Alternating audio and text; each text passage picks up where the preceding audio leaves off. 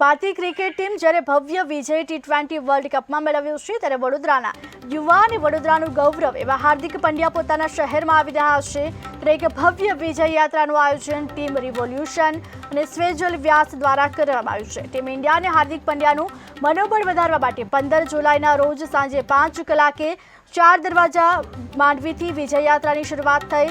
લહેરીપુરા દરવાજા લઈ દાંડિયા બજાર સિદ્ધિવિનાયક મંદિર થઈ નવલખી કમ્પાઉન્ડ ખાતે ભવ્ય આતશબાજી સાથે હાર્દિક પંડ્યા અને એમના પરિવાર અને એમના કોચનું સ્વાગત કરવામાં આવશે। વડોદરાનું ગૌરવ સ્વાભિમાન એવા હાર્દિક પંડ્યા જ્યારે 15 જુલાઈએ પોતાના શહેરમાં આવી રહ્યા છે ત્યારે ભવ્ય વિજય યાત્રાનું આયોજન કરવામાં આવ્યું છે।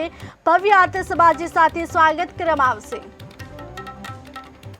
વડોદરાનું ગર્વ અને વડોદરાનો વીરલો હાર્દિક પંડ્યા જેમાં આખા વિશ્વમાં ભારત દેશનું નામ રોશન કર્યું છે, સાથે વડોદરાનું પણ જીતીને તરત જ પોસ્ટ કરી હતી કે હું બરોડા માટે અને દેશ માટે રમવા માંગુ છું। નાનપણની પોસ્ટ, એ પોસ્ટને યાદ કરીને સાચવી રાખીને જ્યારે મૂકી હોય ત્યારે વડોદરા શહેરનું પણ એક તમામ લોકોનું પણ સપનું છે કે જ્યારે પણ હાર્દિકભાઈ વડોદરા આવે છે તો એમનું પણ સ્વાગત ભવ્ય રીતે થાય। જે રીતે મુંબઈમાં સ્વાગત થયું છે ઇન્ડિયા ટીમનું, એનાથી પણ ભવ્ય વડોદરામાં સ્વાગત થાય તેની સંપૂર્ણ જવાબદારી તૈયારી અમારા દ્વારા વડોદરા શહેરના તમામ લોકો દ્વારા, ભારતીય જનતા પાર્ટીના વિજયભાઈ શાહ પણ સામેલ છે, તમામ મંડળો, તમામ આગેવાનો, પોલીસ કમિશનર સાહેબ, હોમ મિનિસ્ટર સાહેબ, સૌ લોકોને અમે વિનંતી કરી છે, તમામ કોર્પોરેટરને કરી છે, ધારાસભ્યોને કરીએ છીએ, તમામ ગણેશ મંડળો, સૌ કોઈ આગેવાનો, સૌ કોઈ લોકો એકજૂટ થઈને આખું સુંદર એક આયોજન થાય।